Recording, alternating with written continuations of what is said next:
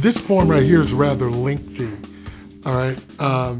But it's really a prose poem. I'm not really using any kind of rhyme, any kind of grammatical devices. I'm really telling a story that sounds poetic, and it really speaks to my heart. It's called White Walker. White Walker. And if anybody's ever watched the HBO series Game of Thrones, you know the thread through the series is that the White Walkers are coming. And for some of the people who may not have seen it, if anybody has watched the old Jason and the Argonauts, where the skeletal people are chasing them, well, the White Walkers are like those kinds of folks. And they're coming and they're trying to prepare to battle with these White Walkers. And I really enjoyed Game of Thrones. It was a pretty violent, misogynistic television series, but some of the writing and acting was just absolutely incredible. But this poem is called White Walker. White Walker. I remember being a gun-toting youngster.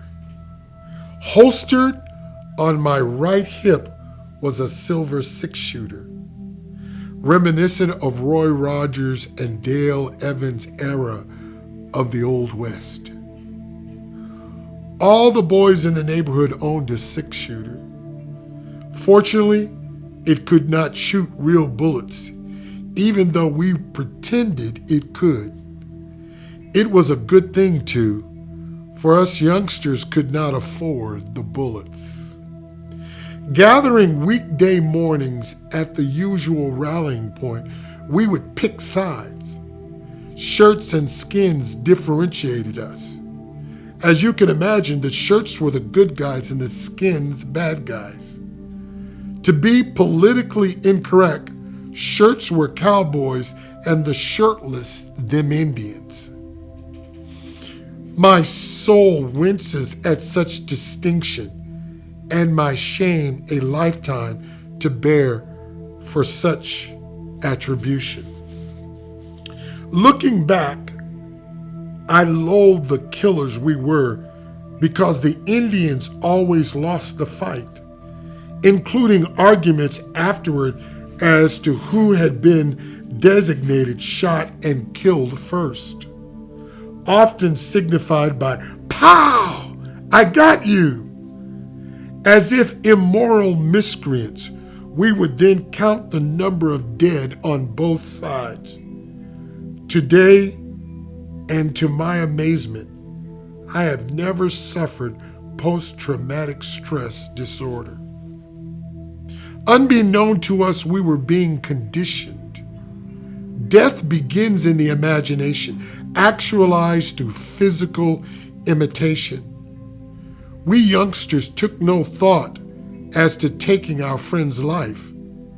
What appears so evil and deceptive was the fact our friends would rise to live another day, just like the White Walkers in the HBO series Game of Thrones, Season 8, Episode 3.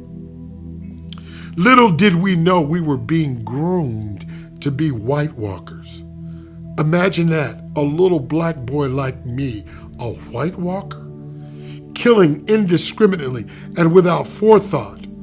The miracle, the absence of blood and severed body parts. The permissibility of imagination can be pure evil sometimes, especially in the mind of adolescence, which once was true but no more. I no longer play with or possess a six-shooter. I own a couple of 9mm Glock with clips holding the standard capacity 15 rounds. I hardly ever touch them and never run around my neighborhood with friends shooting at them. I am a realist now. Oh, how quickly back then I forgot about my first kill. It was a bird using a slingshot from my hand. Now I know that that's a lot, but There's something really profound going on here.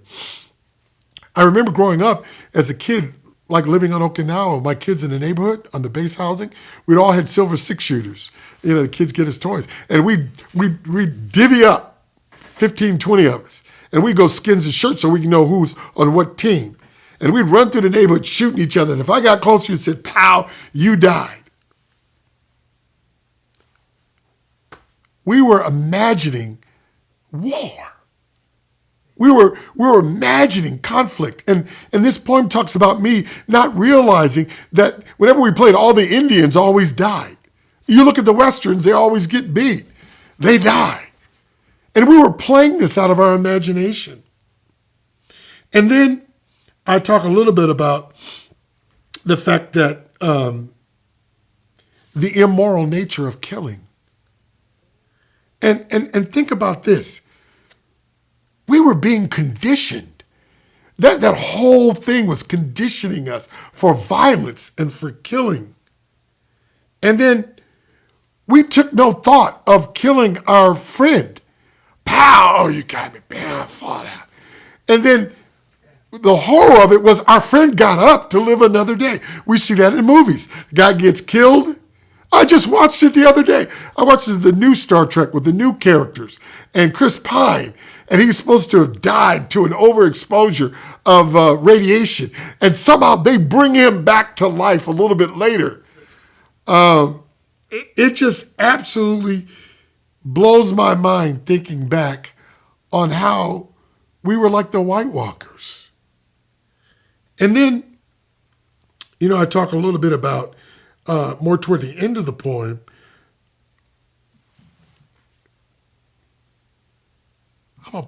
I'm a black kid, and I'm running around, and I'm doing that.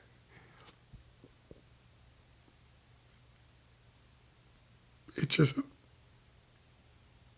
I don't know. There's just something about that just reaches in and grabs my heart and deals with my humanity and my mortality and my morality. I'm glad I didn't grow up to be something like that. You know? One of the things I want to say about poetry, especially spoken word, I've seen some incredible young people. And when I say young, sometimes 15, 16 years old, get up and recite poetry that'll blow your mind. And they're talking about revolution. And I'm sitting there saying to myself, have you ever fired a gun? Have you ever heard the violent nature of a gun being fired? Why do you think they put that stuff over their ears when they go to a shooting? It is loud. It is violent. Have you ever been shot? Have you ever seen somebody bleed? That's why personally I think with poetry we need to really be sensitive about the poetry that we write. We cannot write loosely and without regard for what we're saying, because people listen to us. I look at our civil unrest today, people destroying property and harming people. And they talk about revolution and violence. Isn't it amazing how they always talk about somebody else doing it? You know, sending somebody else's son or daughter off to war, or mother or father. And I'm saying poetically, I happen to believe that when we no longer will listen to our religious leaders, like even today, our religious leaders don't really get called on anymore.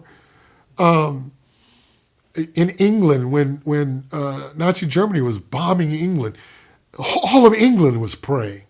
And they were calling on God for help, or whatever God that they worshiped. What about political leaders? It used to be a day when we had a political leader that people would rally to. We're so divided today. And I have a thing, I believe that poets can be our secular prophets in society. Secular prophets, not Nostradamus and all that kind of stuff. But I'm just talking about, if we go back and look in history, poets have always played a role in society, in civil unrest.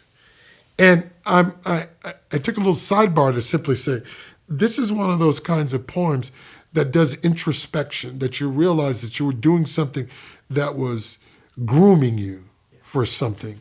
And I really like, and that's our Scarlet Blue Wounds. Our Scarlet Blue Wounds.